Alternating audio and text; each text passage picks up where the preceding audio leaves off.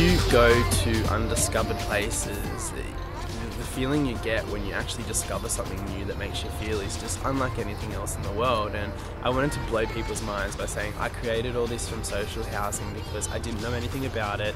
I was curious about the towers and stuff, but I put myself in a situation where I documented it and actually found out about it and actually, you know, ventured through and discovered new things, discovered moments that were really real and I guess are a part of Sydney and a part of where I live and where so many other people do live. I mean, I've got some friends that live in some of those blocks, so like, you know, sort of being there. They are pretty awful when you enter them, but it is sort of just that reminder of just all those people that live in there. There's so many of them, and looking at their dreams and what could be, and looking at us, looking at the buildings in a different way, like, and seeing the beauty rather than the derelictness of how they're sort of forced to live.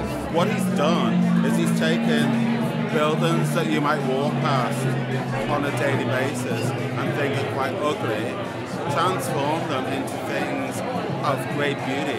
And I think that's a really amazing thing about the whole exhibition. Besides the fact that he's really quite fabulous too. I walk through Redfern every day, and I think a lot of people underappreciate Redfern's beauty, and I think Ben has done a brilliant job of showing the real Redfern. It's got a lot of connotations and a bad name, but Redfern is a beautiful, diverse, amazing place if you have the right eye for it and an open mind. In Redfern, a lot of escapism occurs through drug use, and also because the surroundings are so mundane, you kind of need to escape, and I think that really comes out in the work here. I just look at the spaces, I look at the lights on in the windows, and some of them are all different colours and it's so grand and unfamiliar, and I think that really came across in a lot of the works that I've created for the project is, you know, trying to capture that euphoria and, you know, the reality and really feeling alive, I guess. And this was one of the worlds that was making me feel alive right up until right now.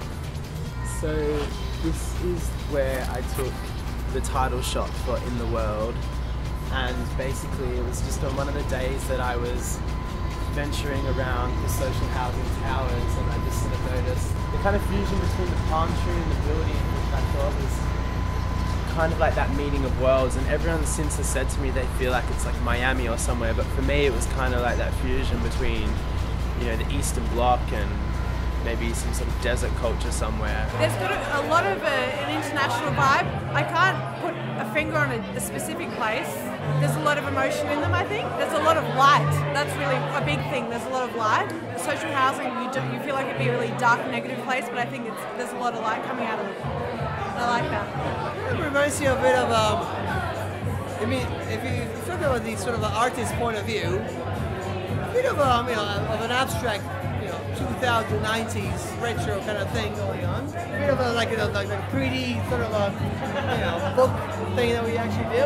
I guess that's what I'm talking about, where you kind of create your own ideas when you see the picture, because you can think up different things. It does take you somewhere else. So the picture can create a journey. You don't know where it's going to take you. You don't know where it's been taken. It's cool to see the kind of landscapes transformed into something different. Like a lot of things in life, everything's really very similar wherever you go. You know, I'm sure in Russia as well as Australia, you know, a lot of poor people live in the same way. It's tough every day and they struggle daily to do whatever they have to do. So yeah. I spotted the suicide towers, like for sure, but I have to say they make it look really like daunting but beautiful at the same time. Like, that's the only way I can describe it. So It's a beautiful dark.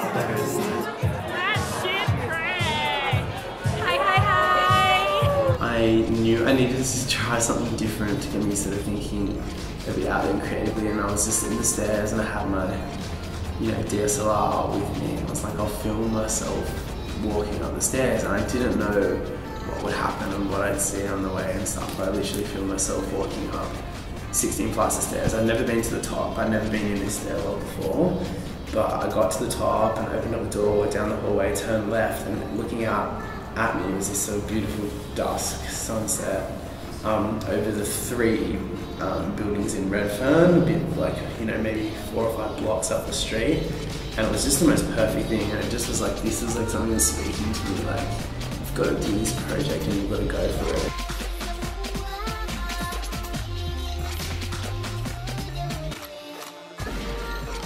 have the tools nowadays to do something good, and instead of sharing the status quo, which is fine to do, imagine the crazy stuff that we can do and communicate with those tools, and the iPhone is one of them. You know, anyone can make something quite cool out of it, and then, you know, just do a couple of edits on the images and you've got something really unique. And I don't think I could have actually gotten into a lot of the spaces I did and taken a lot of the shots with the kind of perspective I did without an iPhone, or, you know, without a small sort of device to actually do it. There are a lot of people out there who can take photographs, who have an eye, but didn't have money, didn't have cameras. Everybody's got them now. So everybody's able to take around and produce stuff. I'm not saying to this kind of standard, but I mean, look around. A lot of this is iPhone stuff, and it's amazing. It's just interesting to know that someone is doing that right now. Like, you know, it's a good thing that it's just doing. You know, sometimes you have like an idea and you're like, oh, maybe someone should do that at some point, blah, blah, blah. You never do it, and it looks like that's what they do.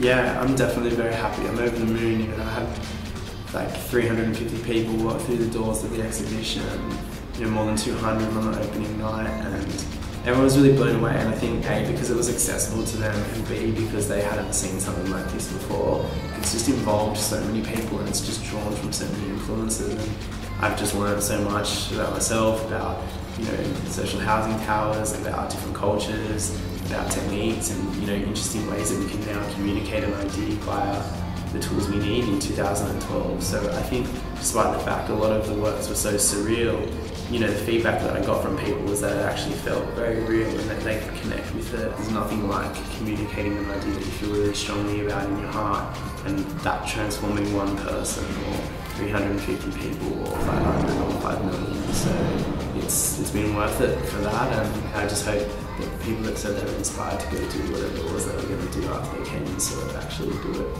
And then that inspires someone else and sets off the train in motion.